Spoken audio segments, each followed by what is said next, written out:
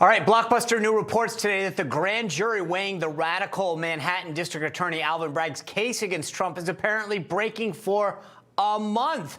The delay would push any potential indictment of the former president to late April at the earliest. Joining us now to react is former Justice Department Deputy Director of Public Affairs, Ian Pryor, who's now a senior advisor for America First Legal. Ian, so reports say that this latest delay is due to a previously planned hiatus. I kind of got to believe that this seems a little weird in terms of timing. Do you think so, or do you think this is truly a previous planned hiatus? I think it could be, and I think the reason why it could be is they thought this would be wrapped up before we even got here. I mean, we obviously were all waiting, just a few days ago for what was going to happen, and clearly it didn't happen. There was no indictment, or at least not that we're aware of. But I think there's two possibilities here, right? The first possibility is that, there has been a vote, and they're just not going to have the foreperson sign it until, Bragg can position the PR the way he wants to. That's one possibility. The other possibility is that they don't have what they see now as a good case, and they're scrambling. They're scrambling to try and figure out how to solidify that case. Or I guess a third possibility here is they're scrambling to figure out how to get this out later on down the road when there's not as much attention to it and people aren't paying so close an eye to it as they have been over the past couple of weeks. Yeah, it was funny because Trump today praised the grand jury, and he posted this on Truth Social. I've gained such respect for this grand jury and perhaps even the grand jury system as a whole. I got to wonder, based on what you just said, was this maybe a bit premature for him to say that based on what you just said? It might be, but I think certainly he's working the refs out there in the court of public opinion. But I wouldn't be surprised if he's heard some things that trend his way. I mean, certainly where everything was going, where they were putting up barricades, it looked like everything was imminent and there was going to be an indictment, and then all of a sudden, not so much anymore.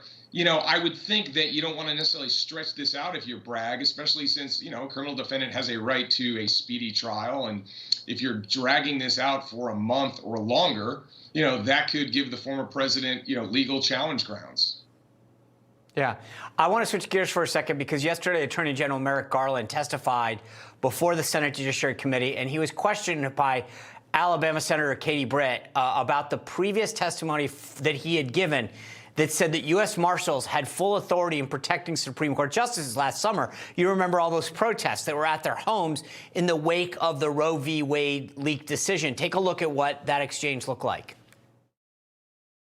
Mr. Attorney General, yes or no, were you at any point before your testimony in front of the Judiciary Committee aware of these training materials or the fact that the marshals had been heavily discouraged from making arrests under Section 1505? I think this is the first time I've seen this slide deck. Will you take a look at these slides, these materials, dig into them? It is clear that these marshals were given directives that narrowed the scope. There's nothing for me to amend because, as I said, I've never seen those slides before.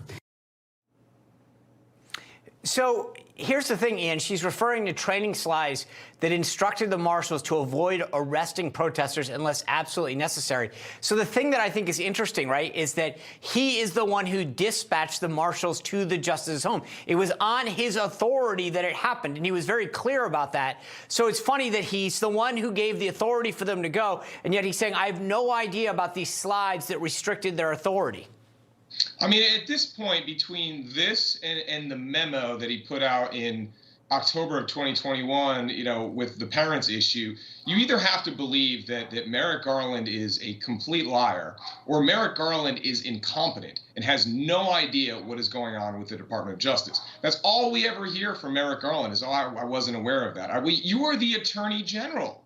You mean to tell me that, okay, you send out a memo saying we're going to investigate parents at school board meetings under provisions related to domestic terrorism, and we're going to instruct marshals not to arrest. In the two of the biggest news stories and two of the biggest law enforcement issues that are covered that way in his term, and he has no idea what's going on. I mean, that's hard to believe, number one, but if he really didn't, then somebody else is running that Justice Department.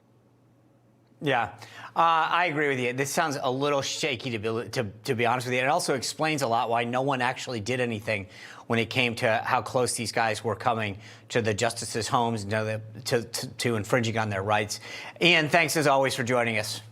Thanks for having me. You bet. All right, after the break, if there's a dumb statement to be made or hateful rhetoric to be spewed, we can always rely on the ladies of The View to supply it. Their recent remarks about America and the flag are going to outrage you. Our company weighs in after the break. Stay tuned.